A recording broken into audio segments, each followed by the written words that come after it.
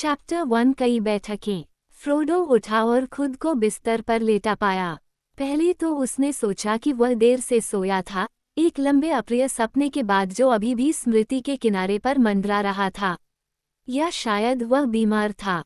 लेकिन छत अजीब लग रही थी, ये सपाट थी और इसमें गहरे रंग की बीम बड़े पैमाने पर उकेरी गई थीं। वह थोड़ी देर और लेटा रहा और दीवार पर सूरज की रोशनी के धब्बों को देखता रहा और झरने की आवाज सुनता रहा। मैं कहाँ हूँ और समय क्या हो रहा है? उसने छत की ओर ऊंची आवाज में कहा। एल्रोंड के घर में हूँ और अभी सुबह के 10 बजे हैं। एक आवाज ने कहा, अगर तुम जानना चाहते हो तो यह 24 अक्टूबर की सुबह है।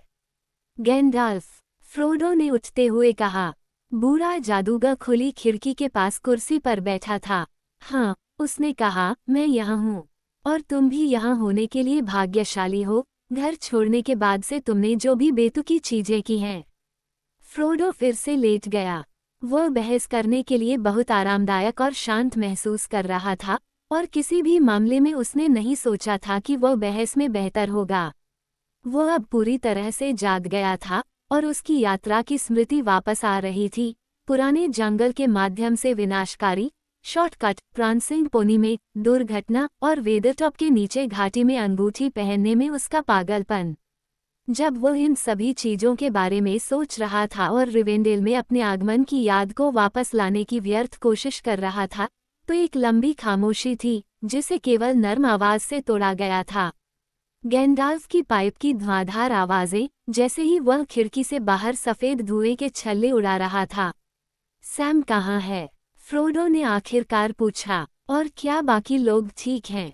हाँ, वे सभी सुरक्षित और स्वस्थ हैं, गैंडाल्फ ने उत्तर दिया। सैम यहाँ था जब तक कि मैंने उसे लगभग आधे घंटे पहले आराम करने के लिए नहीं भेज दिया। फ्रोडो ने कहा। फोर्ड में क्या हुआ था? किसी तरह ये सब बहुत धुंधला लग रहा था और अब भी ऐसा ही है। हाँ, ऐसा ही होगा। तुम फीके पड़ने लगे थे, गैंडाल्फ ने जवाब दिया। आखिरकार घाव तुम पर हावी हो रहा था। कुछ और घंटे और तुम ठीक हो जाते, हमारी सहायता से परे। लेकिन तुम्हें कुछ ताकत है, मेरे प्यारे हॉबिट। जैसा कि तुमने बैरों में दिखाया था, वह स्पर्श और जाना था, शायद सबसे खतरनाक, सबसे बड़ा पल। काश आप वेदरटॉप पर रुक सकते। ऐसा लगता है कि तुम पहले से ही बहुत कुछ जानते हो, फ्रोडो ने कहा। मैंने दूसरों से बैरों के बारे में बात नहीं की है। पहले तो ये बहुत भयानक था और बाद में सोचने के लिए दूसरी चीजें थीं। तुम इसके बारे में कैसे जानते हो? तुमने अपनी नींद में बहुत देर तक बातें की हैं, फ्रोडो, गैंडाल्फ ने धीरे से कहा, और मेरे लिए तुम्हारे दिमाग और याददाश्त को पढ़ना मुश्किल नहीं रहा। चिंता मत करो। हालांकि मैंने अभी बेतुका कहा था, लेकिन मेरा मतलब यह नहीं था। मैं तुम्हारे और दूसरों के बारे में अच्छा सोचता हूँ। इतनी दूर तक आना और इतने खतरों से गुजरना, फिर भी अंगूठी को अपने पास रखना कोई छोटी उपलब्धि नहीं है। फ्रोडो ने कहा, स्ट्राइडर के बिना हमें ये काम कभी नहीं करना चाहिए था। लेकिन हमें तुम्हारी जरूरत थी। मुझे नहीं पता था कि तुम्हारे बिना क्या करना है। गैंडाल्फ ने कहा, मैं देर से आया और ये लगभग हमारी बर्बादी साबित हुई। और फिर भी मुझे यकीन नहीं है, हो सकता है कि ऐसा करना बेहतर होता। काश तुम मुझे बताते कि क्या हुआ था। सब कुछ सही समय पर होगा। एल्रोंड के आदेशानुसार आज आपको किसी भी चीज के बारे में बात या चिंता नहीं करनी है। लेकिन बात करने से मैं सोचना और आश्चर्य करना बंद कर दूंगा, जो कि काफी थकाऊ है, फ्रोडो ने कहा। मैं अब पूरी तरह से जाग चुका हूँ और मुझे बहुत सी बातें याद हैं जिन्हें समझाने की जरूरत है। तुम देर से क्यों आए? तुम्हें मुझे ये बताना चाहिए कि कम से कम तुम्हें जल्द ही वह सब सुनने को मिलेगा जो तुम जानना चाहते हो, गैंडाल्फ ने कहा। जैसे ही तुम ठीक हो जाओगे, हम एक परिषद की बैठक करेंगे। फिलहाल मैं केवल इतना ही कहूंगा कि मुझे बंदी बना लिया गया था। तुम? फ्रोडो चिल्लाया। हाँ, मैं, गैंडाल्फ द ग्रे, जादूगर ने गंभीरता से कहा। दुनिया में कई शक्तियां हैं, चाहे वे अच्छी हों या बुरी। कुछ मुझसे भी बड़ी हैं। कुछ के खिलाफ अभी तक मेरा मुकाबला नहीं हुआ है। लेकिन मेरा समय आ रहा है। मोर्गुल लॉर्ड और उनके ब्लैक राइडर्स सामने आ गए हैं। युद्ध की तैयारी हो रही है। तो फिर आप राइडर्स के बारे में पहले से ही जानते थे, इससे पहले कि मैं उनसे मिलूं? हाँ, मैं उनके बारे में जानता था। वास्तव में मैंने एक बार तुमसे उनके बारे में बात की थी, क्योंकि ब्लैक राइडर्स रिंगवरथस हैं, जो लॉर्ड ऑफ द रिंग्स के नौसेवक हैं। लेकिन मुझे नहीं पता था कि वे फिर से उठ खड़े हुए हैं या मुझे तुरंत तुम्हारे साथ भाग जाना चाहिए था। मैंने जून में तुम्हें छोड़ने के बाद ही उनके बारे में खबर सुनी, लेकिन उस कहानी को इंतजार करना होगा। फिलहाल हम आरागोर्न द्वारा आपदा से बच गए हैं।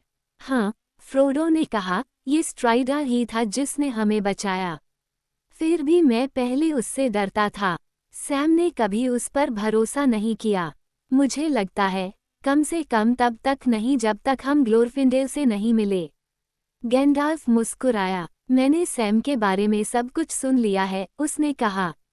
अब उसे कोई संदेह नहीं है। मुझे खुशी है, फ्रोडो ने कहा, क्योंकि मैं स्ट्राइडर का बहुत शौकीन हो गया हूँ। वैसे, शौकीन सही शब्द नहीं है। मेरा मतलब है कि वह मुझे प्रिय है, हालांकि वह अजीब है और कभी-कभी भयानक भी। वास्तव में, वह मुझे अक्सर तुम्हारी याद दिलाता है। मुझे नहीं पता था कि बड़े लोगों में से कोई भी ऐसा होता है। मैंने सोचा, ठीक है, वे बस बड़े हैं, और बल्कि मूर्ख हैं। बटरबर्ग की तरह दयालु और मूर्ख, या बिल फर्नी की तरह मूर्ख और दुष्ट। लेकिन फिर हम शायर के लोगों के बारे में ज्यादा नहीं जानते, सिवाय शायद ब्रीलैंडर्स के। अगर आपको लगता है कि बूढ़ा बार्लीमैन बेवकूफ़ है, तो आप उनके बारे में भी ज्यादा नहीं जानते, गैंडाल्फ ने कहा। वह अपने क्षेत्र में काफी समझदार है। वह जितना बोलता है, उससे कम सोचता है, और धीमा है। फिर भी वह समय में ईंट की दीवार के आर पार देख सकता है, जैसा कि ब्री में कहा जाता है। लेकिन मध्य पृथ्वी में एराथॉर्न के बेटे एरागोन जैसे बहुत कम लोग बचे हैं। समुद्र के पार के राजाओं की दौड़ लगभग खत्म होने वाली है। हो सकता है कि रिंग का ये युद्ध उनका आखिरी रोमांच हो। क्या तुम सच में ये कहना चाहते हो कि स्ट्राइडा पुराने राजाओं के लोगों में से एक है? फ्रोडो ने आश्चर्य से कहा। मुझे लगा कि वे सभी बहुत पहले ही गायब हो गए थे। मैंने सोचा था कि वो केवल एक रेंजर था। केवल एक रेंजर, गैंडाल्फ चिल्लाया। मेरे प्यारे फ्रोडो, रेंजर्स बिल्कुल ऐसे ही होते हैं। महान लोगों के उत्तर में अंतिम अवशेष, पश्चिम के लोग। उन्होंने पहले भी मेरी मदद की है, और आने वाले दिनों में मुझे उनकी मदद की ज़रूरत होगी, क्योंकि हम रिवेंडेल पहुंच चुके हैं, लेकिन रिंग अभी भी शांत नहीं हुई है। मुझे नहीं लगता, फ्रोडो ने कहा, लेकिन अब तक मेरा एकमात्र विचार यहाँ तक पहुँचना था, और मुझे आशा है कि मुझे आगे नहीं जाना पड़ेगा। आराम करना बहुत सुखद है। मैंने 1 महीने का निर्वासन और रोमांच बिताया है, और मुझे लगता है कि यह उतना ही है जितना मैं चाहता था। वह चुप हो गया और उसने अपनी आंखें बंद कर लीं। थोड़ी देर बाद वह फिर बोला, मैं हिसाब लगा रहा हूँ, उसने कहा, और मैं 24 अक्टूबर तक का कुल योग नहीं ला सकता। यह 21वां होना चाहिए। हमें 20वीं तारीख तक फोर्ड पहुँच जाना चाहिए।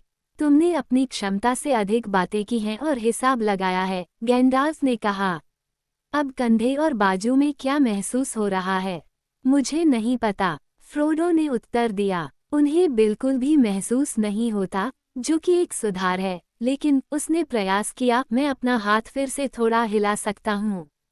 हाँ, ये फिर से जीवित हो रहा है। ये ठंडा नहीं है, उसने अपने बाएं हाथ को अपने दाहिने हाथ से छूते हुए कहा। अच्छा, गैंडाल्फ ने कहा, ये तेजी से ठीक हो रहा है। तुम जल्द ही फिर से स्वस्थ हो जाओगे। एलरोंड ने तुम्हें ठीक कर दिया है। जब से तुम्हें लाया गया है, तब से वह कई दिनों तक तुम्हारी देखभाल कर रहा है। दिन, फ्रोडो ने कहा, ठीक है, 4 रातें और 3 दिन, सटीक रूप से। एल्व्स आपको यहाँ से लाए थे जहाँ से आप गिनती भूल गए थे। हम बहुत चिंतित थे, और सैम ने शायद ही कभी आपका साथ छोड़ा हो, दिन हो या रात, संदेश भेजने के अलावा।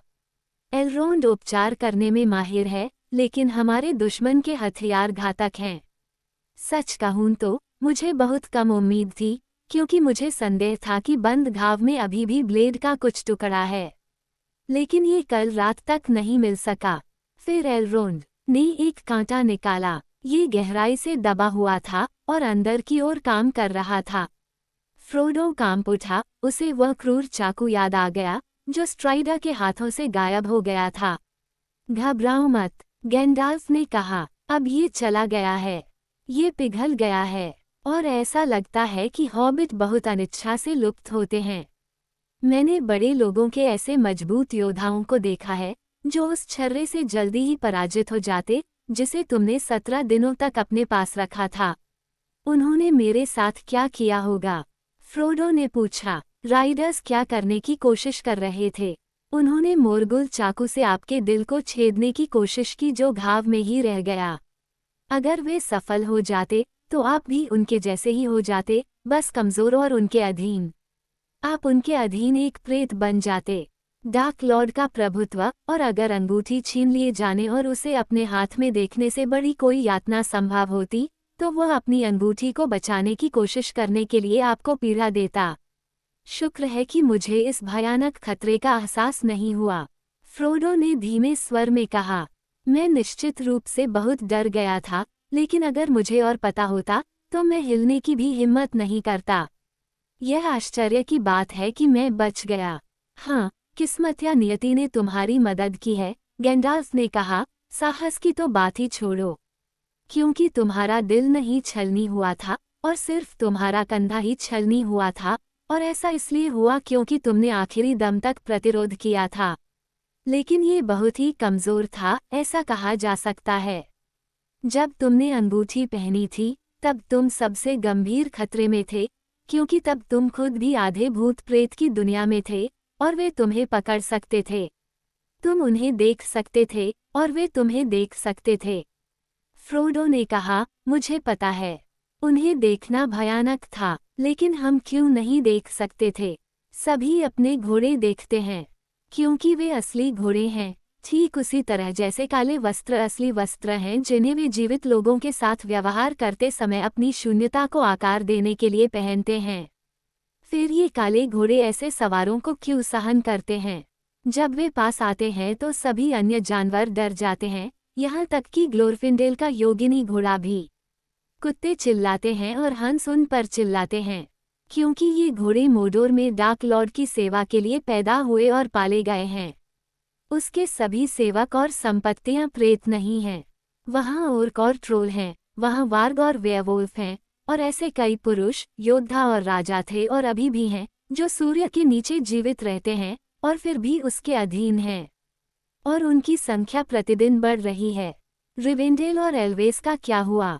क्या रिवेंडेल सुरक्षित है? हाँ, अभी, जब तक कि बाकी सब पर विजय प्राप्त नहीं हो जाती। एल्व्स डार्क लॉर्ड से डर सकते हैं और वे उसके सामने उड़ सकते हैं, लेकिन फिर कभी वे उसकी बात नहीं सुनेंगे या उसकी सेवा नहीं करेंगे। और यहाँ रिवेंडेल में अभी भी उसके कुछ मुख्य दुश्मन रहते हैं। एल्वेन बुद्धिमान, सबसे दूर के समुद्रों से एल्डार के स्वामी।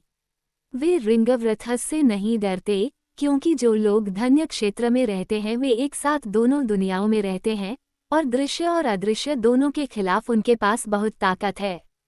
मुझे लगा कि मैंने एक सफ़ेद आकृति देखी है जो चमक रही है और दूसरों की तरह फीकी नहीं पड़ रही है। तो क्या वह ग्लोरफिंडेल थी? हाँ, तुमने उसे एक पल के लिए देखा था क्योंकि वह दूसरी तरफ है, फर्स्टबॉर्न के शक्तिशाली लोगों में से एक। वह राजकुमारों के घराने का एक एल्फ लॉर्ड है। वास्तव में रिवेंडेल में कुछ समय के लिए मोडोर की ताकत का सामना करने की शक्ति है, और अन्य जगहों पर अभी भी अन्य शक्तियां निवास करती हैं।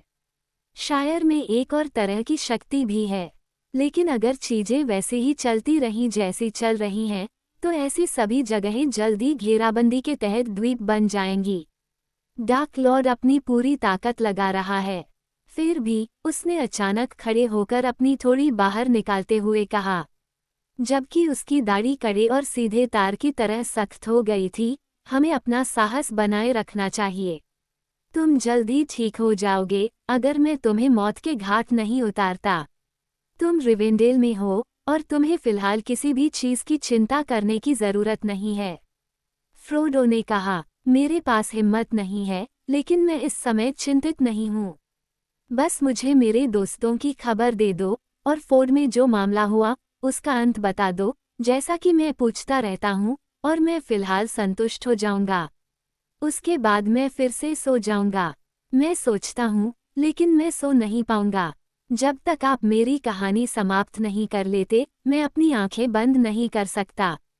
गैंडाल्फ ने अपनी कुर्सी को बिस्तर के पास खिसका दिया और फ्रोडो को ध्यान से देखा। उसके चेहरे पर रंग वापस आ गया था और उसकी आंखें साफ थीं, और वह पूरी तरह से जाग गया था और सचेत था। वह मुस्कुरा रहा था और उसे कुछ खास नहीं लग रहा था। लेकिन जादूगर की नज़र में उसके चारों ओर एक हल्का सा बदलाव था, जो पारदर्शिता का एक संकेत था, और खास तौर पर उसके बाएं हाथ के बारे में जो बाहर कंबल पर पड़ा था। फिर भी इसकी उम्मीद तो करनी ही होगी, गैंडाल्फ ने खुद से कहा। वह अभी आधा भी नहीं हुआ है, और अंत में वह किस स्थिति में आएगा, ये तो एलरोंड भी नहीं बता सकता। मुझे लगता है कि वह बुराई के लिए नहीं है। वह एक ऐसे गिलास की तरह बन सकता है जिसमें साफ रोशनी भरी हो, ताकि आंखें देख सके कि क्या हो सकता है। तुम बहुत खूबसूरत लग रही हो, उसने ऊंची आवाज में कहा। मैं एलरोंड से सलाह लिए बिना एक छोटी सी कहानी सुनाने का जोखिम उठा सकता हूँ, लेकिन बहुत संक्षिप्त, ध्यान रहे, और फिर तुम्हें फिर से सो जाना चाहिए। जहाँ तक मैं समझ सकता हूँ, यही हुआ। जैसे ही तुम भागे, सवार सीधे तुम्हारे पीछे चले गए। उन्हें अब अपने घोड़ों के मार्गदर्शन की आवश्यकता नहीं थी, तुम पहले से ही उनकी दुनिया की दहलीज पर थे, इसलिए तुम उनके लिए दृश्यमान हो गए थे। और अंगूठी ने भी उन्हें खींच लिया। तुम्हारे दोस्त सड़क से हट गए, नहीं तो वे नीचे गिर जाते। वे जानते थे कि अगर सफ़ेद घोड़ा नहीं बचा सकता, तो तुम्हें कोई नहीं बचा सकता। सवार इतने तेज थे कि उन्हें पकड़ पाना मुश्किल था, और उनका विरोध करना भी मुश्किल था। पैदल चलकर ग्लोरफिंडेल और आरागोर्न मिलकर भी एक साथ सभी 9 का सामना नहीं कर सकते थे। जब रिंगवरथस ने हमला किया, तो तुम्हारे दोस्त पीछे पीछे भागे। फोर्ड के पास सड़क के किनारे एक छोटा सा खोखला स्थान है, जिसके चारों ओर कुछ छोटे छोटे पेड़ हैं। वहां उन्होंने जल्दी से आग जलाई, क्योंकि ग्लोरफिंडेल जानता था कि अगर राइडर्स ने नदी पार करने की कोशिश की, तो बाढ़ आ जाएगी, और फिर उसे नदी के किनारे बचे हुए लोगों से निपटना होगा। जैसे ही बाढ़ आई, वह बाहर निकल गया, उसके पीछे आरागोर्न और बाकी लोग जलती हुई चिमनियां लेकर निकल पड़े। आग और पानी के बीच फंसे और एक एल्फ लॉर्ड को अपने क्रोध में प्रकट होते देखकर वे घबरा गए और उनके घोड़े पागल हो गए।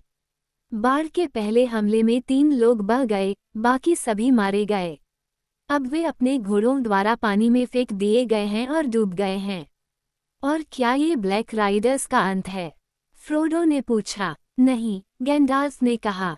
उनके घोड़े अवश्य ही नष्ट हो गए होंगे, और उनके बिना वे अपंग हो गए हैं। लेकिन रिंगवरथस को इतनी आसानी से नष्ट नहीं किया जा सकता। हालांकि वर्तमान में उनसे डरने की कोई बात नहीं है।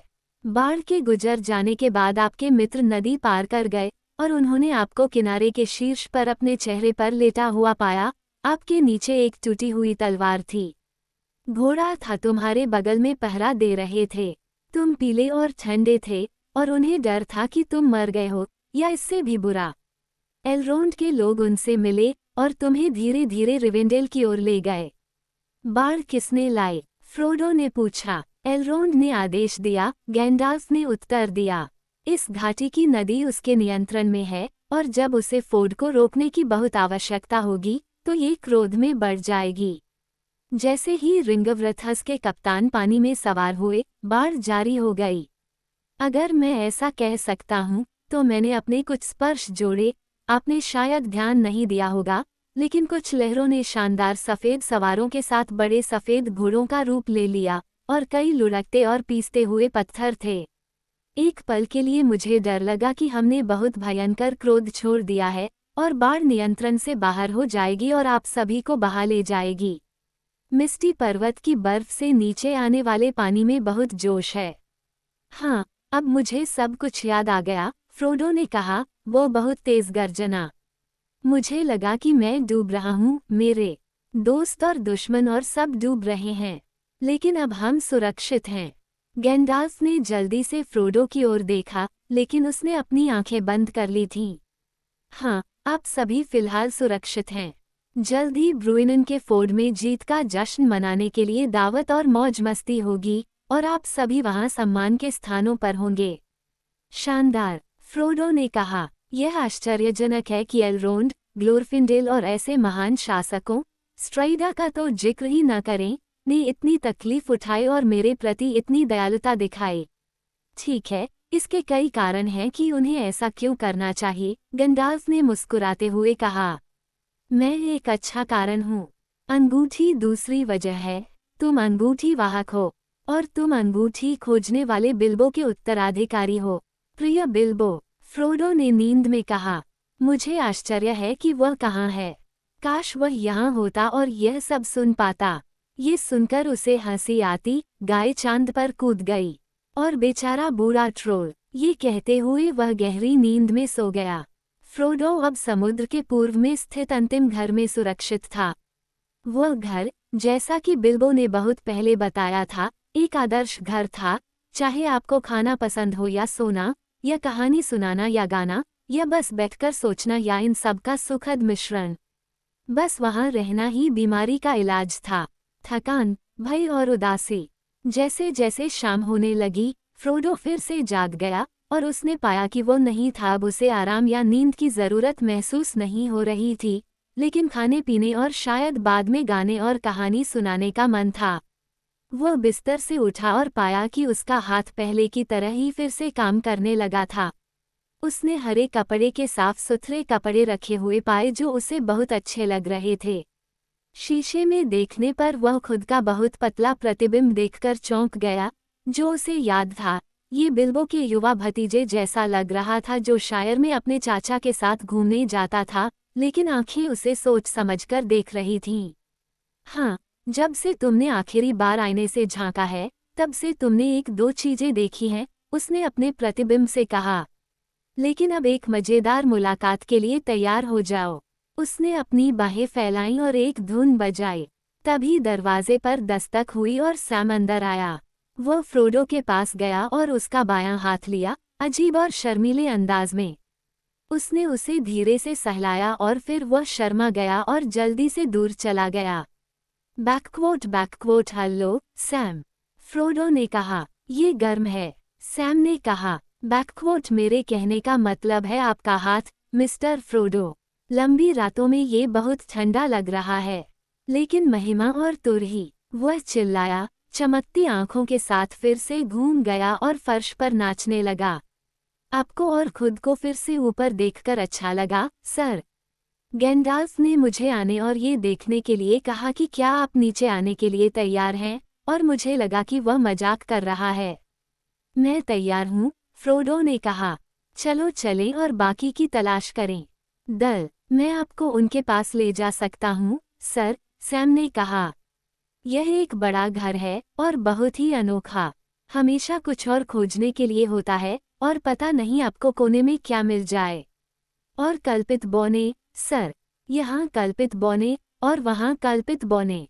कुछ राजाओं की तरह, भयानक और शानदार, और कुछ बच्चों की तरह खुशमिजाज। और संगीत और गायन ऐसा नहीं है कि यहाँ आने के बाद से मेरे पास सुनने के लिए समय या दिल है। लेकिन मैं इस जगह के कुछ तौर तरीकों को जान रहा हूँ। मैं जानता हूँ कि तुम क्या कर रहे हो, सैम, फ्रोडो ने उसकी बाँह पकड़ते हुए कहा। लेकिन आज रात तुम खुश रहोगे, और अपने दिल की बात सुनोगे। चलो, मुझे कोनों में ले चलो।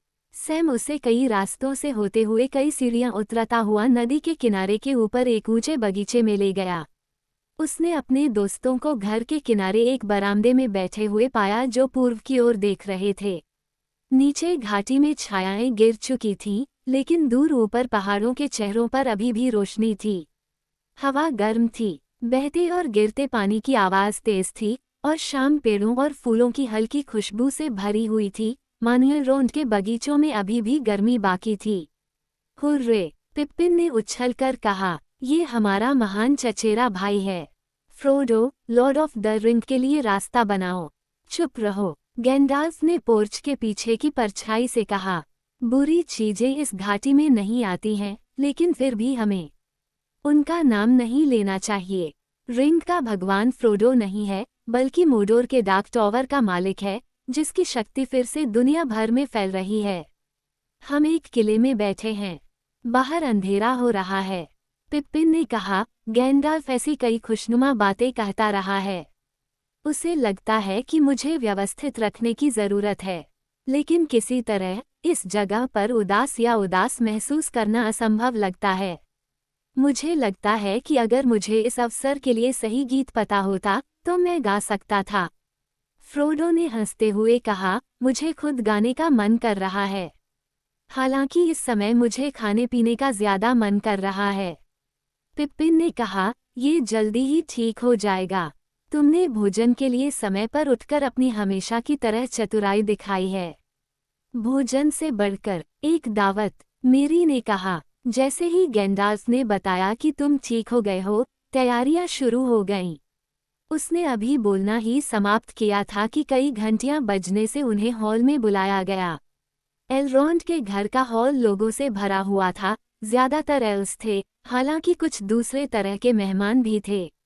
एलरोंड, जैसा कि उसका रिवाज था, मंच पर लंबी मेज के अंत में एक बड़ी कुर्सी पर बैठा था, और उसके बगल में एक तरफ ग्लोरफिंडेल बैठा था, दूसरी तरफ गैंडाल्फ बैठा था। फ्रोडो ने उन्हें आश्चर्य से देखा, क्योंकि उसने पहले कभी एलरोंड को नहीं देखा था, जिसके बारे में इतनी सारी कहानियां थीं, और जब वे उसके दाहिने और बाएं हाथ पर बैठे, तो ग्लोरफिंडेल और यहाँ तक कि गैंडाल्फ, जिसे वह सोचता था कि वह बहुत अच्छी तरह से जानता है, प्रकट हुए। गरिमा और शक्ति के स्वामी के रूप में। गैंडाल्फ अन्य दो की तुलना में कद में छोटा था, लेकिन उसके लंबे सफ़ेद बाल, उसकी चौड़ी चांदी की दाढ़ी और उसके चौड़े कंधे उसे प्राचीन किंवदंती के किसी बुद्धिमान राजा की तरह दिखते थे। बड़ी बर्फीली भौहों के नीचे उसके बूढ़े चेहरे पर उसकी काली आंखें कोयले की तरह थीं जो अचानक आग में उछल सकती थीं। ग्लोरफिंडेल लंबा और सीधा था, उसके बाल चमकदार सुनहरे थे, उसका चेहरा गोरा और युवा और निडर और खुशी से भरा था, उसकी आंखें चमकदार और तेज थीं, और उसकी आवाज़ संगीत की तरह थी, उसके माथे पर ज्ञान था, और उसके हाथ में शक्ति थी। एलरोंड का चेहरा उम्रहीन था, न बूढ़ा न जवान, हालांकि उसने बहुत सी खुशियों और दुखों की यादें लिखी हैं। उसके बाल शाम की परछाइयों की तरह काले थे और उस पर चांदी का एक घेरा जड़ा हुआ था। उसकी आंखें शाम की तरह धूसर थीं और उनमें सितारों की रोशनी जैसी रोशनी थी। वो कई सर्दियों के मुकुट वाले राजा की तरह आदरणीय लग रहा था, और फिर भी अपनी पूरी ताकत के साथ एक परखे हुए योद्धा की तरह स्वस्थ था। वो रिवेंडेल का भगवान था और एल्व्स और मनुष्यों दोनों में शक्तिशाली था। मेज के बीच में, दीवार पर बुने हुए कपड़ों के सामने, एक छतरी के नीचे एक कुर्सी थी, और वहाँ एक सुंदर महिला बैठी थी, और वो एलरोंड की तरह ही महिला के रूप में थी, इसलिए फ्रोडो ने अनुमान लगाया कि वह उसके करीबी रिश्तेदारों में से एक है। वह जवान थी, फिर भी इतनी नहीं। उसके काले बालों की लटों पर कोई ठंड नहीं थी, उसकी गोरी भुजाएं और साफ चेहरा बेदाग और चिकना था, और सितारों की रोशनी उसकी चमकीली आंखों में थी, जो बादल रहित रात की तरह धूसर थी। फिर भी वह रानी की तरह दिखती थी, और उसकी नज़र में विचार और ज्ञान था, जैसे कि किसी ने वर्षों में आने वाली कई चीज़ों को जाना हो। उसके माथे के ऊपर उसका सिर चांदी के फीते की टोपी से ढका हुआ था, जो छोटे छोटे रत्नों से जड़ा हुआ था, जो चमकीला सफ़ेद था, लेकिन उसके नर्म भूरे रंग के परिधान में चांदी में जड़े पत्तों के एक करधनी को छोड़कर कोई आभूषण नहीं था। तो ऐसा हुआ कि फ्रोडो ने उसे देखा जिसे अभी तक बहुत कम लोगों ने देखा था, एलरोंड की बेटी आर्वेन, जिसके बारे में कहा जाता था कि वह फिर से धरती पर लोथियन की तरह आई है, और उसे इंडोमिल कहा जाता था, क्योंकि वह अपने लोगों की इवन स्टार थी। वो लंबे समय से अपनी माँ के रिश्तेदारों की भूमि, पहाड़ों के पार लुरियन में थी, और हाल ही में अपने पिता के घर रिवेंडेल लौटी थी। लेकिन उसके भाई, अलादन और एलरोहिर, भटक गए थे, क्योंकि वे अक्सर उत्तर के रेंजरों के साथ दूर दूर तक घूमते थे, और अपनी माँ की पीड़ा को कभी नहीं भूलते थे जो ऑक्स की मांद में थी। जीवित प्राणियों में ऐसी सुंदरता फ्रोडो ने पहले कभी नहीं देखी थी और न ही अपने मन में कभी कल्पना की थी, और वह ये देखकर आश्चर्यचकित और शर्मिंदा था कि इतने ऊंचे और सुंदर लोगों के बीच उसे एलरोंड की मेज पर बैठने का मौका मिला। हालांकि उसके पास एक उपयुक्त कुर्सी थी और वो कई गद्दियों पर बैठा था, फिर भी वह बहुत छोटा और असहज महसूस कर रहा था, लेकिन ये भावना जल्दी ही दूर हो गई। दावत खुशनुमा थी और भोजन उसकी भूख को संतुष्ट कर सकता था। कुछ समय बाद उसने अपने चारों ओर फिर से देखा या अपने पड़ोसियों की ओर मुड़ा। उसने सबसे पहले अपने दोस्तों की तरफ देखा। सैम ने अपने मालिक की सेवा करने की अनुमति मांगी थी, लेकिन उसे बताया गया था कि इस बार वह मुख्य अतिथि है। फ्रोडो अब उसे देख सकता था। वह मंच के पास एक साइड टेबल के ऊपरी सिरे पर पिप्पिन और मेरी के साथ बैठा था। उसे स्ट्राइडा का कोई निशान नहीं दिखाई दे रहा था। फ्रोडो के बगल में उसके दाईं ओर एक बौना बैठा था जो बहुत ही महत्वपूर्ण लग रहा था और आलीशान कपड़े पहने हुए था। उसकी दाढ़ी बहुत लंबी और 2 भागों में बंटी हुई थी और वह लगभग उतनी ही सफ़ेद थी जितनी कि उसके कपड़ों का बर्फ जैसा सफ़ेद कपड़ा। उसने चांदी की बेल्ट पहनी हुई थी और उसके गले में चांदी और हीरे की चेन लटकी हुई थी। फ्रोडो ने उसे देखने के लिए खाना बंद कर दिया। स्वागत है और आपका स्वागत है, बौने ने उसकी ओर मुड़ते हुए कहा। फिर वह वास्तव में अपनी सीट से उठ खड़ा हुआ और झुक गया। ग्लूइन आपकी सेवा में है, उसने कहा और भी नीचे झुका। फ्रोडो बैगिंस आपकी और आपके परिवार की सेवा में है, फ्रोडो ने आश्चर्य से उठते हुए और अपने तकिए बिखेरते हुए सही कहा।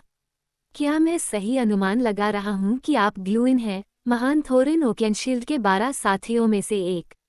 बिल्कुल ठीक, बौने ने उत्तर दिया, कुशन समेटते हुए और विनम्रतापूर्वक फ्रोडो को उसकी सीट पर वापस बैठाते हुए। और मैं नहीं पूछता, क्योंकि मुझे पहले ही बताया जा चुका है कि तुम हमारे मित्र बिल्बो के रिश्तेदार और दत्तक उत्तराधिकारी हो।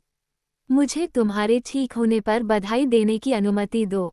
बहुत बहुत धन्यवाद, फ्रोडो ने कहा। मैंने सुना है कि आपके साथ कुछ बहुत ही अजीबोगरीब साहसिक कारनामे हुए हैं, ग्लूइन ने कहा। मुझे बहुत आश्चर्य है कि 4 हॉबिट इतनी लंबी यात्रा पर क्यों आए हैं। बिल्बो के हमारे साथ आने के बाद से ऐसा कुछ नहीं हुआ है। लेकिन शायद मुझे बहुत बारीकी से पूछताछ नहीं करनी चाहिए, क्योंकि एल्रोंड और गैंडाल्फ इस बारे में बात करने के लिए तैयार नहीं हैं। मुझे लगता है कि हम इस बारे में बात नहीं करेंगे, कम से कम अभी तक नहीं, फ्रोडो ने विनम्रता से कहा। उसने अनुमान लगाया कि एल्रोंड के घर में भी अंगूठी का मामला सामान्य बातचीत के लिए नहीं था, और वैसे भी वह कुछ समय के लिए अपनी परेशानियों को भूलना चाहता था। लेकिन मैं भी उतना ही उत्सुक हूँ, उसने कहा, ये जानने के लिए कि इतना महत्वपूर्ण बौना एकाकी पर्वत से इतनी दूर क्यों आया है। ग्लूइन ने उसकी ओर देखा। अगर तुमने नहीं सुना है, तो मुझे लगता है कि हम अभी इस बारे में बात नहीं करेंगे। मुझे लगता है कि मास्टर एल्रोंड हम सभी को जल्द ही बुलाएंगे, और तब हम सभी बहुत सी बातें सुनेंगे। लेकिन और भी बहुत कुछ है जो बताया जा सकता है। भोजन के दौरान वे आपस में बातें करते रहे, लेकिन फ्रोडो ने बोलने से ज्यादा ध्यान से सुना, क्योंकि रिंग के अलावा शायर की खबरें छोटी, दूर की और महत्वहीन लग रही थीं। जबकि ग्लूइन के पास वाइल्डलैंड के उत्तरी क्षेत्रों में होने वाली घटनाओं के बारे में बताने के लिए बहुत कुछ था। फ्रोडो को पता चला कि ग्रिम्बॉर्न द ओल्ड, बियोर्न का बेटा, अब कई मजबूत लोगों का स्वामी था, और पहाड़ों और मिरकुड के बीच उनकी भूमि पर न तो ऑक और न ही भेड़िया जाने की हिम्मत करता था। वास्तव में, ग्लूइन ने कहा, यदि यह बियोर्निंग्स के लिए नहीं होता, तो मार्गडेल से रिवेंडेल तक जाना बहुत पहले ही असंभव हो गया होता। वे बहादुर लोग हैं और हाई पास और कैरॉक के फोर्ड को खुला रखते हैं। लेकिन उनके टोल बहुत ज्यादा हैं, उसने सिर हिलाते हुए कहा, और पुराने बियोर्न की तरह वे बौनों को ज्यादा पसंद नहीं करते। फिर भी, वे भरोसेमंद हैं, और आजकल ये बहुत ज्यादा है। डेल के लोगों की तरह हमारे लिए कोई भी व्यक्ति इतना दोस्ताना नहीं है। वे अच्छे लोग हैं, बार्डिंग। बार्ड द बोमन का पोता उन पर शासन करता है, बार्ड के बेटे बैन का बेटा ब्रांड। वह एक मजबूत राजा है, और उसका राज्य अब एस्गारोथ के दक्षिण और पूर्व में बहुत दूर तक फैला हुआ है। और आपके अपने लोगों का क्या हुआ? फ्रोडो ने पूछा। ग्लूइन ने कहा, बताने के लिए बहुत कुछ है, अच्छा और बुरा, फिर भी यह ज्यादातर अच्छा है। हम अब तक भाग्यशाली रहे हैं, हालांकि हम इन समयों की छाया से बच नहीं पाए हैं। यदि आप वास्तव में हमारे बारे में सुनना चाहते हैं, तो मैं आपको खुशी से समाचार सुनाऊंगा। लेकिन जब आप थक जाएं तो मुझे रोक देना। बॉनो की जुबानें अपने काम के बारे में बात करते समय बहुत ज्यादा चलती हैं, वे कहते हैं। और इसके साथ ही ग्लूइन ने बॉने राज्य के कार्यों का एक लंबा विवरण लिखना शुरू कर दिया। वो इतना विनम्र श्रोता पाकर खुश था, क्योंकि फ्रोडो ने थकावट का कोई संकेत नहीं दिखाया और विषय को बदलने का कोई प्रयास नहीं किया। हालांकि वास्तव में वह जल्द ही लोगों और स्थानों के अजीब नामों में खो गया, जिनके बारे में उसने पहले कभी नहीं सुना था। हालांकि उसे ये सुनने में दिलचस्पी थी कि डिबिन अभी भी पहाड़ के नीचे राजा था और अब बूढ़ा हो गया था, अपने 250वें वर्ष को पार कर चुका था, सम्मानित और बहुत अमीर था। 5 सेनाओं की लड़ाई में जीवित बचे 10 साथियों में से 7 अभी भी उसके साथ थे, ड्वालिन, ग्लूविन, डोरी, अनोरी, बिफुर, बोर और बॉम्बुर। बॉम्बुर अब इतना मोटा हो गया था कि वह अपने सोफे से अपनी कुर्सी पर नहीं जा सकता था और उसे उठाने के लिए 6 युवा बॉनों की जरूरत पड़ी। और बालिन, ओरी और यूइन का क्या हुआ? फ्रोडो ने पूछा। ग्लूइन के चेहरे पर एक छाया सी छा गई। हमें नहीं पता, उसने जवाब दिया। ये काफी हद तक बालिन के कारण है कि मैं रिवेंडेल में रहने वालों से सलाह लेने आया हूँ।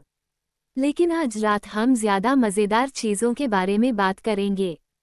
ग्लूइन ने तब अपने लोगों के कामों के बारे में बात करना शुरू किया, फ्रोडो को डेल और माउंटेन के नीचे उनके महान श्रम के बारे में बताया। हमने अच्छा काम किया है, उन्होंने कहा, लेकिन धातु के काम में हम अपने पूर्वजों से मुकाबला नहीं कर सकते, जिनके कई रहस्य खो गए हैं। हम अच्छे कवच और तेज तलवारें बनाते हैं, लेकिन हम फिर से उन कवच या ब्लेड नहीं बना सकते जो ड्रैगन के आने से पहले बनाए गए थे। केवल खनन और निर्माण में हम पुराने दिनों से आगे निकल गए हैं। आपको डेल, फ्रोडो और फव्वारे और तालाबों के जलमार्ग देखने चाहिए। आपको कई रंगों की पत्थर की पक्की सड़कें देखनी चाहिए और हॉल और धरती के नीचे गुफानुमा सड़कें, पेड़ों की तरह खुदी हुई मेहराबें और पहाड़ों के किनारों पर बनी हुई सीढ़ियां और मीनारें। तब तुम देखोगे कि हम बेकार नहीं बैठे हैं। मैं आकर उन्हें देखूंगा, अगर कभी संभव हुआ, फ्रोडो ने कहा। स्माग के विनाश में हुए सभी परिवर्तनों को देखकर बिल्बो कितना आश्चर्यचकित हुआ होगा। ग्लूइन ने फ्रोडो की ओर देखा और मुस्कुराया। तुम्हें बिल्बो बहुत पसंद था ना? उसने पूछा। हाँ, फ्रोडो ने उत्तर दिया। मैं दुनिया के सभी टावरों और महलों की अपेक्षा उसे देखना अधिक पसंद करूंगा। आखिरकार दावत खत्म हो गई। एलरोंड और आर्वेन उठे और हॉल से नीचे चले गए और समूह ने उचित क्रम में उनका अनुसरण किया। दरवाजे खोले गए और वे एक चौड़े गलियारे से होते हुए दूसरे दरवाजों से होते हुए एक और हॉल में पहुंचे। इसमें कोई मेज नहीं थी, लेकिन दोनों तरफ नक्काशीदार खंभों के बीच एक बड़े चूल्हे में एक चमकदार आग जल रही थी। फ्रोडो ने खुद को गैंडाल्फ के साथ घूमते हुए पाया। जादूगर ने कहा, यह अग्नि का हॉल है। यहाँ आपको कई गाने और कहानियाँ सुनने को मिलेंगी अगर आप जागते रह सकते हैं। लेकिन उच्च दिनों को छोड़कर यह आमतौर पर खाली और शांत रहता है और लोग यहाँ शांति और विचार की इच्छा रखते हैं। यहाँ हमेशा आग जलती रहती है पूरे साल, लेकिन कोई और रोशनी नहीं होती। जैसे ही एलरोंड अंदर आया और अपने लिए तैयार की गई सीट की ओर बढ़ा, एल्विश गायकों ने मधुर संगीत बजाना शुरू कर दिया। धीरे धीरे हॉल भर गया और फ्रोडो ने बहुत से सुंदर चेहरों को देखा जो एक साथ इकट्ठे हुए थे। सुनहरी आग की रोशनी उन पर खेल रही थी और उनके बालों में चमक रही थी। अचानक उसने देखा, आग के दूसरे छोर से थोड़ी दूर पर एक छोटा सा काला व्यक्ति एक स्टूल पर बैठा था और उसकी पीठ एक खंभे से टिकी हुई थी। उसके बगल में जमीन पर एक पीने का प्याला और कुछ रोटी रखी हुई थी। फ्रोडो को आश्चर्य हुआ कि क्या वह बीमार था। अगर रिवेंडेल में लोग कभी बीमार होते थे और दावत में आने में असमर्थ थे। उसका सिर उसकी छाती पर नींद में डूबा हुआ लग रहा था और उसके चेहरे पर उसकी काली चादर की तह खींची हुई थी। एलरोंड आगे बढ़ा और उस खामोश व्यक्ति के पास खड़ा हो गया। जागो छोटे मालिक, उसने मुस्कुराते हुए कहा। फिर फ्रोडो की ओर मुड़ते हुए उसने उसे इशारा किया। अब आखिरकार वह घड़ी आ गई है जिसकी तुमने कामना की थी, फ्रोडो, उसने कहा। यहाँ एक दोस्त है जिसे तुम बहुत समय से याद कर रहे थे। काले रंग की आकृति ने अपना सिर उठाया और अपना चेहरा उजागर कर दिया। फ्रोडो ने अचानक पहचानते हुए कहा, बिल्बो, और वह आगे बढ़ा। हेलो, फ्रोडो मेरे लड़के, बिल्बो ने कहा, तो तुम आखिरकार यहाँ पहुँच ही गए। मुझे उम्मीद है कि तुम इसे संभाल लोगे। अच्छा, तो ये सब दावत तुम्हारे सम्मान में है, मैंने सुना। मुझे उम्मीद है कि तुमने इसका आनंद लिया। तुम वहाँ क्यों नहीं थे? फ्रोडो चिल्लाया, और मुझे पहले तुमसे मिलने की अनुमति क्यों नहीं दी गई? क्योंकि तुम सो रहे थे। मैंने तुम्हें बहुत देखा है। मैं हर दिन सैम के साथ तुम्हारे पास बैठा हूँ। लेकिन जहाँ तक दावत की बात है तो मैं अब ऐसी चीज़ों में ज़्यादा नहीं जाता। और मुझे कुछ और करना था। आप क्या कर रहे थे? क्यों? बैठकर सोच रहा हूँ। आजकल मैं ऐसा बहुत करता हूँ, और यह ऐसा करने के लिए सबसे अच्छी जगह है, एक नियम के रूप में। वास्तव में, उठो, उसने एलरोंड की ओर देखते हुए कहा। उसमें एक चमकीली चमक थी और फ्रोडो को नींद आने का कोई संकेत नहीं दिख रहा था। उठो, मैं सोया नहीं था, मास्टर एलरोंड। यदि आप जानना चाहते हैं, तो आप सभी अपनी दावत से बहुत जल्दी बाहर आ गए हैं, और आपने मुझे परेशान कर दिया है, एक गीत बनाने के बीच में। मैं एक या दो पंक्तियों पर अटक गया था, और उनके बारे में सोच रहा था, लेकिन अब मुझे नहीं लगता कि मैं उन्हें कभी ठीक से गा पाऊंगा। इतना गाना होगा कि विचार मेरे दिमाग से पूरी तरह से निकल जाएंगे। मुझे अपनी मदद के लिए अपने दोस्त डेनेडेन को बुलाना होगा। वह कहाँ है? एलरोंड हंसा। उसने कहा, उसे ढूंढ लिया जाएगा। फिर तुम दोनों एक कोने में जाकर अपना काम पूरा कर लो, और हम इसे सुनेंगे और अपना मौज मस्ती खत्म करने से पहले इसका फैसला करेंगे। बिल्बो के दोस्त को खोजने के लिए दूत भेजे गए, हालांकि कोई नहीं जानता था कि वह कहाँ था, या वह दावत में क्यों मौजूद नहीं था। इस बीच फ्रोडो और बिल्बो एक दूसरे के बगल में बैठे थे, और सैम जल्दी से उनके पास आकर बैठ गया। वे दोनों धीमी आवाज में बात कर रहे थे, हॉल में उनके इर्द गिर्द हो रही मस्ती और संगीत से बेखबर। बिल्बो के पास अपने बारे में कहने के लिए ज्यादा कुछ नहीं था। जब उसने हॉबिटन छोड़ा था, तो वह बिना किसी उद्देश्य के भटक गया था, सड़क के किनारे या दोनों तरफ के देश में, लेकिन किसी तरह वह हमेशा रिवेंडेल की ओर बढ़ता रहा। मैं यहाँ बिना किसी ज्यादा रोमांच के आया, उसने कहा, और आराम करने के बाद मैं बॉनो के साथ डेल की ओर चला गया, मेरी आखिरी यात्रा। मैं फिर से यात्रा नहीं करूँगा। बूढ़ा बेलिन चला गया था। फिर मैं यहाँ वापस आया, और मैं यहाँ हूँ। मैंने यह और वह किया है। मैंने अपनी किताब के कुछ और हिस्से लिखे हैं, और जाहिर है, मैं कुछ गाने बनाता हूँ। वे कभी कभी उन्हें गाते हैं, बस मुझे खुश करने के लिए, मुझे लगता है, क्योंकि जाहिर है, वे रिवेंडेल के लिए वास्तव में अच्छे नहीं हैं। और मैं सुनता हूँ और सोचता हूँ, यहाँ समय बीतता नहीं लगता, ये बस है। कुल मिलाकर एक उल्लेखनीय स्थान। मैं पहाड़ों से लेकर दक्षिण तक की हर तरह की खबरें सुनता हूँ, लेकिन शायर से शायद ही कुछ मिलता है। मैंने रिंग के बारे में सुना है, बेशक। गैंडाल्फ अक्सर यहाँ आता रहा है। ऐसा नहीं है कि उसने मुझे बहुत कुछ बताया है, वह पिछले कुछ सालों में पहले से कहीं ज्यादा करीब आ गया है। दराट नादन ने मुझे और भी बहुत कुछ बताया है। कल्पना कीजिए कि मेरी अंगूठी ने इतनी गड़बड़ी पैदा कर दी। यह अफसोस की बात है कि गैंडाल्फ को पहले से ज्यादा जानकारी नहीं मिली। मैं इसे बहुत पहले ही बिना किसी परेशानी के यहाँ ला सकता था। मैंने इसके लिए कई बार हॉबिटन वापस जाने के बारे में सोचा है, लेकिन मैं बूढ़ा हो रहा हूँ, और वे मुझे जाने नहीं देंगे, मेरा मतलब है गैंडाल्फ और एलरोंड। उन्हें लगता था कि दुश्मन मुझे ढूंढ रहा है, और अगर उसने मुझे पकड़ लिया तो वह मुझे चकनाचूर कर देगा। जंगल में लड़खड़ाते हुए, और गैंडाल्फ ने कहा, अंगूठी चली गई है, बिल्बो। अगर तुम फिर से इसमें दखलंदाजी करने की कोशिश करोगे तो ये तुम्हारे या दूसरों के लिए कोई अच्छा नहीं होगा। अजीब तरह की टिप्पणी, बिल्कुल गैंडाल्फ की तरह है, लेकिन उसने कहा कि वह तुम्हारी देखभाल कर रहा है, इसलिए मैंने सब कुछ वैसे ही रहने दिया। मैं तुम्हें सुरक्षित और स्वस्थ देखकर बहुत खुश हूँ। उसने कुछ देर रुककर कहा। फ्रोडो को संदेह से देखा। क्या तुम्हारे पास यह है? उसने फुसफुसाते हुए पूछा। मैं उत्सुकता महसूस करने से खुद को नहीं रोक सकता। आप जानते हैं, मैंने जो कुछ भी सुना है उसके बाद मुझे इसे फिर से देखने की बहुत इच्छा होगी। हाँ, मुझे मिल गया है, फ्रोडो ने उत्तर दिया, एक अजीब सी अनिच्छा महसूस करते हुए। ये बिल्कुल वैसा ही दिखता है जैसा पहले दिखता था। बिल्बो ने कहा, ठीक है, मैं इसे एक क्षण के लिए देखना चाहता हूँ।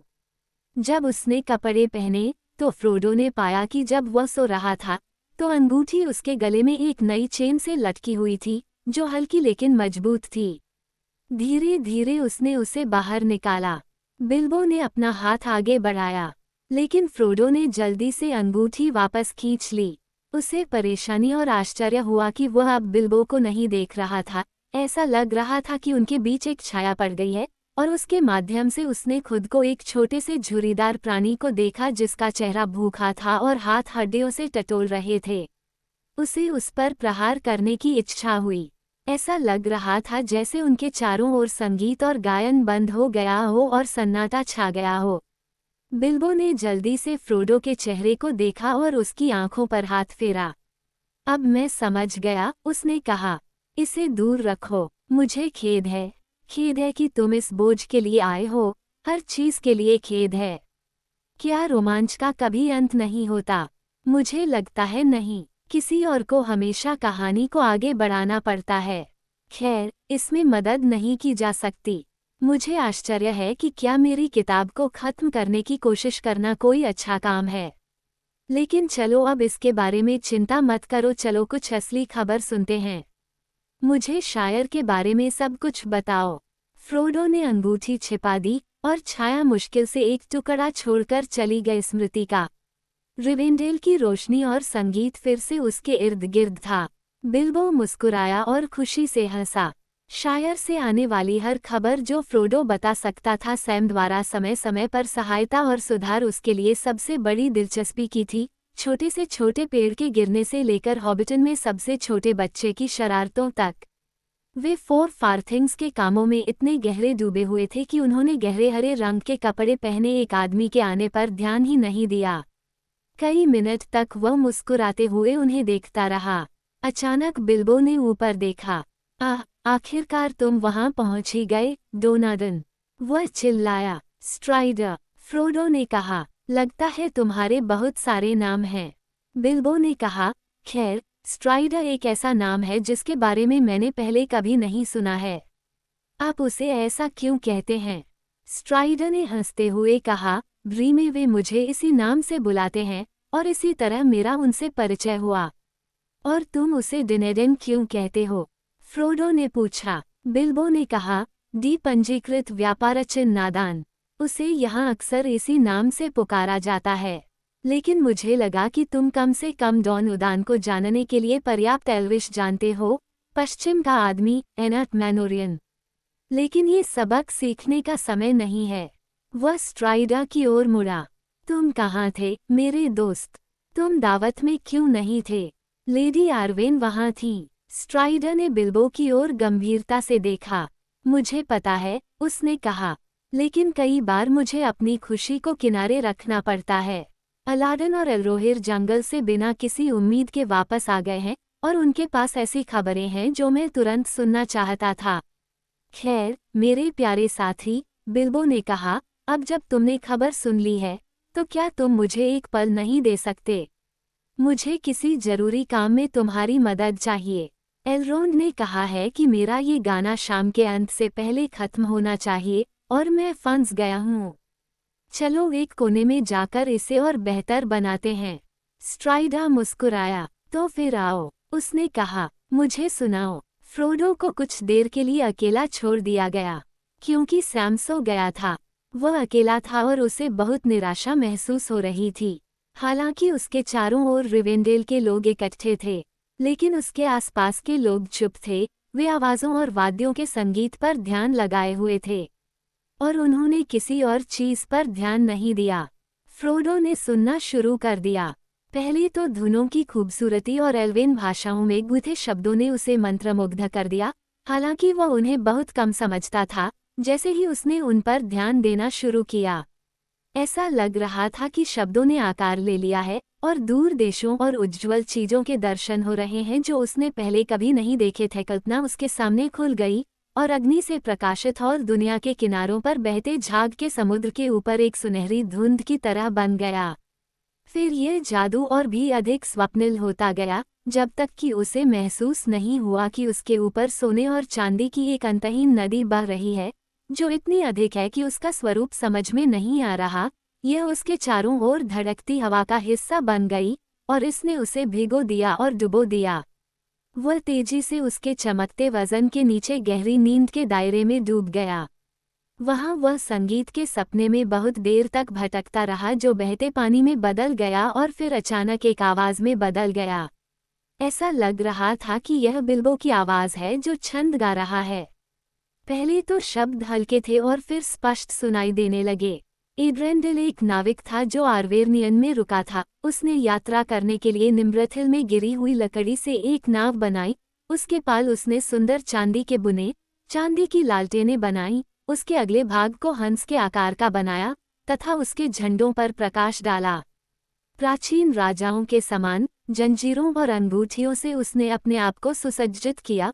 उसकी चमकती ढाल पर सभी घावों और हानि से बचाने के लिए रून अंकित थे। उसका धनुष अजगर के सींग से बना था। उसके तीर आबनूस से बने थे। उसकी बबूल चांदी की थी। उसकी म्यान कैल्सेडनी की थी। उसकी तलवार वीरतापूर्ण इस्पात की थी।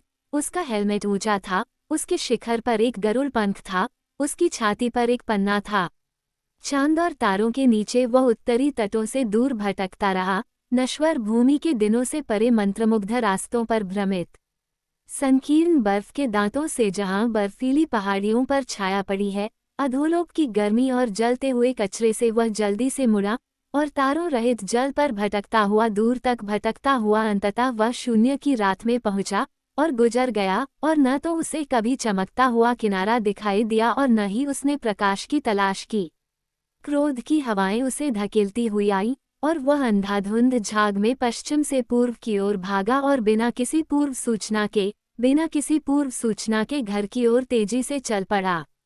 वहां उड़ती हुई एल्विंग उसके पास आई और अंधेरे में ज्वाला जल उठी, हीरे की रोशनी से भी अधिक चमकदार उसके रथ पर लगी आग। उसने सिलमारिल को उस पर बांधा और उसे जीवित प्रकाश और निडरता का मुकुट पहनाया। फिर जलते हुए माथे के साथ उसने अपना धनुष घुमाया और रात में समुद्र के पार दूसरी दुनिया से एक मजबूत और मुक्त तूफान आया।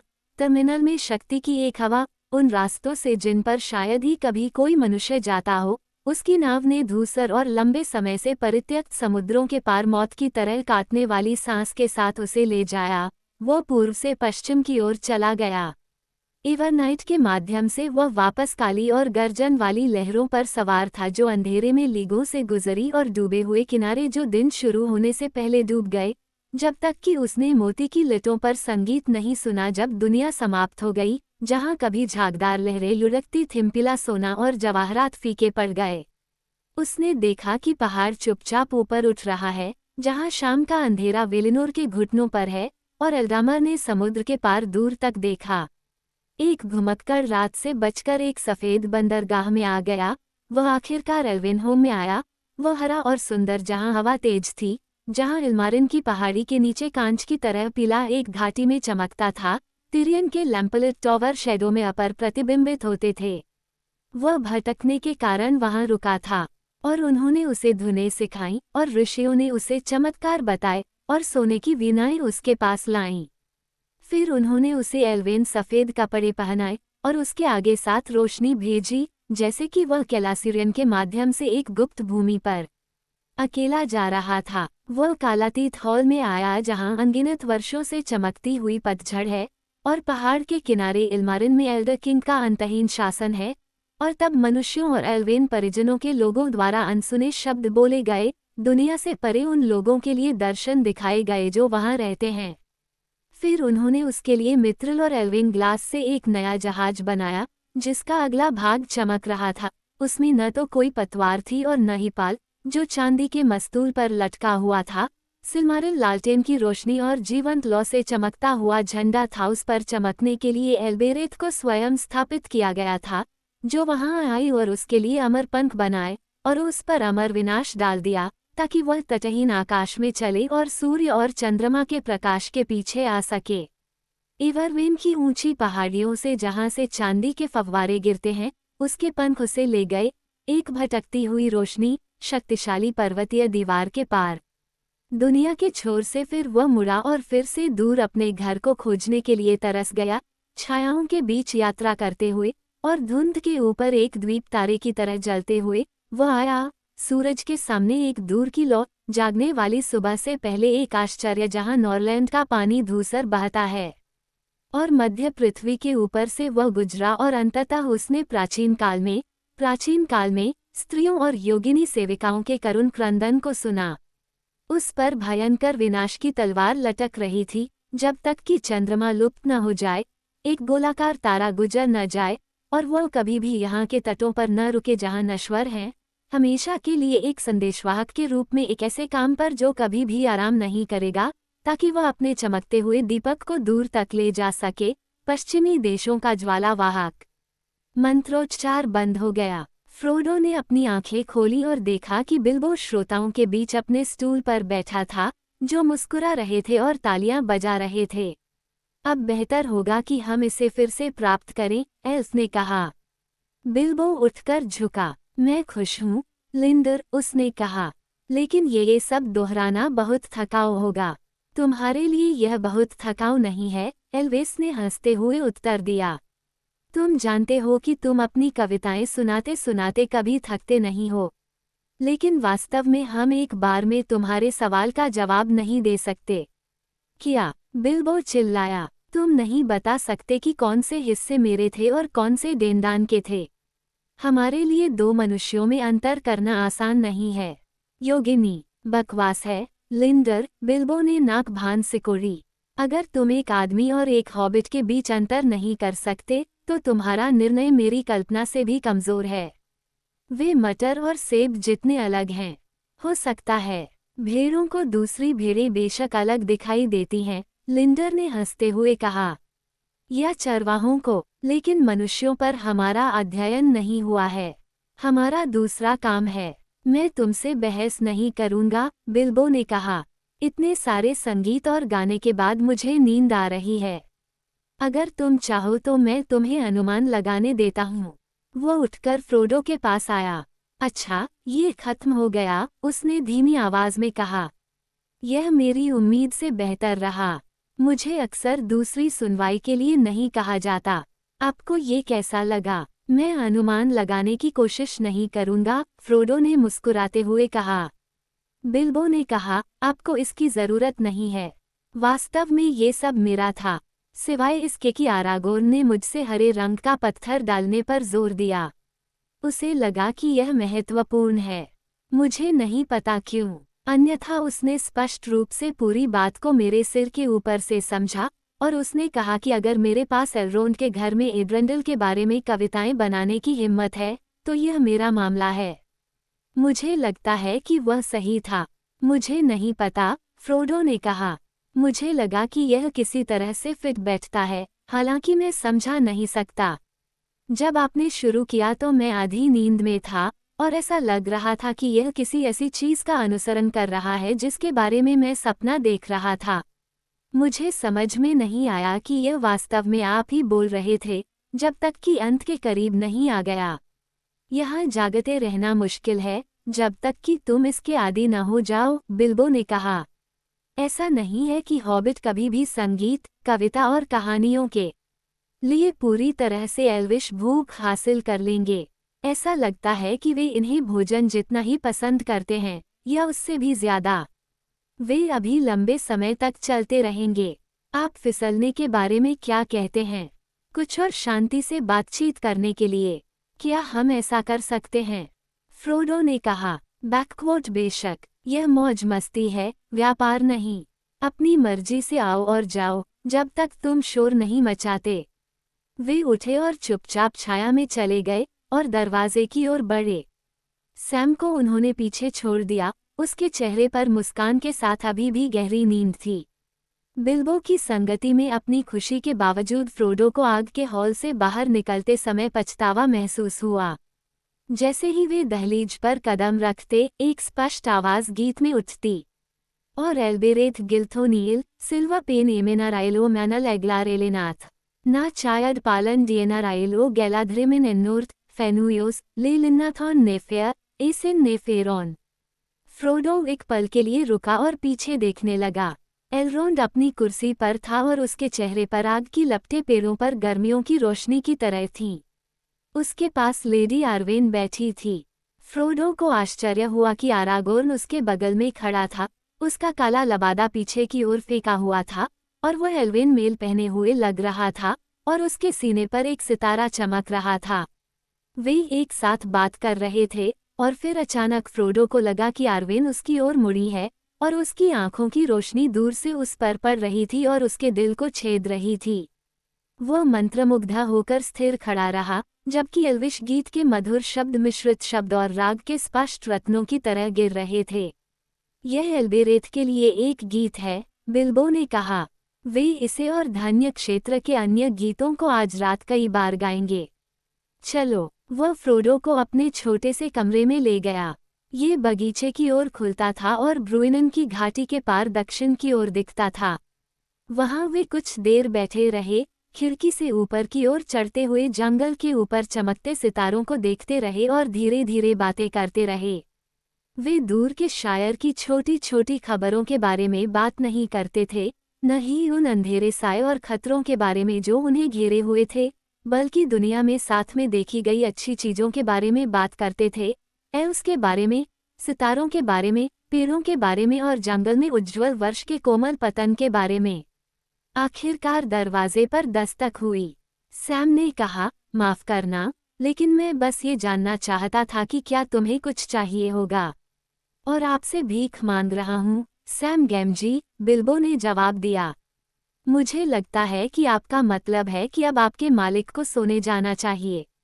हाँ, सर, मैंने सुना है कि कल सुबह परिषद की बैठक है और वह आज पहली बार उठे हैं। बिल्बो ने हंसते हुए कहा, बिल्बो, सैम, बिल्कुल सही। तुम जल्दी से जाकर गैंडाल्फ को बता सकते हो कि वह सो गया है। शुभ रात्रि, फ्रोडो। भगवान का शुक्र है, लेकिन तुम्हें फिर से देखकर अच्छा लगा। आखिरकार अच्छी बातचीत के लिए हॉबिट जैसे लोग नहीं होते। मैं बहुत बुरा हो रहा हूँ और मुझे आश्चर्य होने लगा है कि क्या मैं कभी हमारी कहानी के तुम्हारे अध्यायों को देख पाऊंगा। शुभ रात्रि। मैं टहलने जाऊंगा, मुझे लगता है, और बगीचे में एल्बेरेथ के सितारों को देखूंगा। अच्छी नींद लो।